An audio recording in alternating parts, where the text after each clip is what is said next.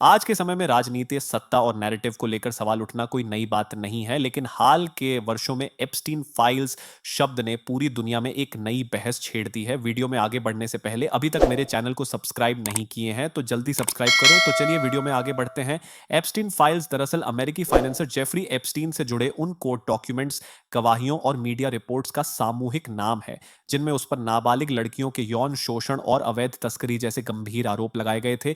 Reports के अनुसार Epstein का एक निजी द्वीप भी था, जिसे आमतौर पर एप्स्टीन आइलैंड कहा जाता है, जहां कथित तौर पर प्रभावशाली और ताकतवर लोगों की आवाजाही की बातें सामने आईं।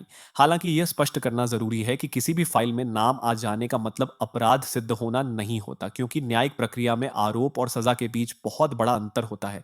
एप्स्टीन की 2019 में जेल में हुई मौत को आधिकारिक तौर पर आत्महत्या बताया गया, लेकिन उस पर भी आज तक सवाल उठते रहे हैं। इन्हीं मामलों से जुड़े कुछ दस्तावेज जब सार्वजनिक हुए तो उनमें कई अंतर्राष्ट्रीय हस्तियों, राजनेताओं, उद्योगपतियों और मशहूर नामों का जिक्र मीडिया में चर्चा का विषय बन गया। वहीं दूसरी ओर सरकारों और आधिकारिक संस्थाओं ने कई बार इन दावों को अप्रमाणित या अधूरे तथ्यों पर आधारित बताया। भारत में भी राजनीति के इतिहास में ऐसा पहली बार नहीं है जब किसी बड़े नेता या सरकार पर आरोप लगे हों।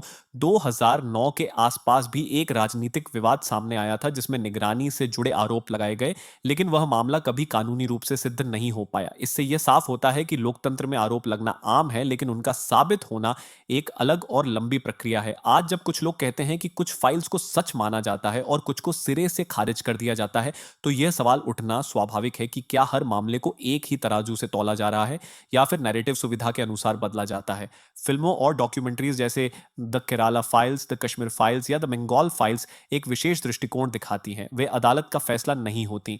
उसी तरह एप्स्टीन फाइल्स भी अंतिम सत्य नहीं, बल्कि जांच और बहस का विषय है। ऐसे में आम नागरिक की जिम्मेदारी बनती है कि वह हर दावे को आंख बंद करके न माने, अलग अलग स्रोतों से जानकारी ले, आरोप और तथ्य में फर्क समझे और भावनाओं में बहकर किसी को दोषी या निर्दोष घोषित न करे।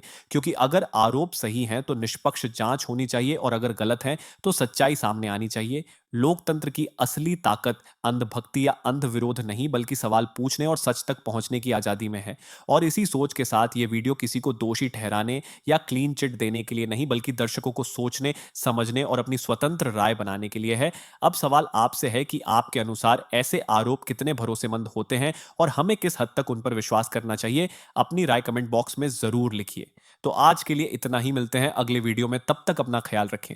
आपका दिन अच्छा रहे।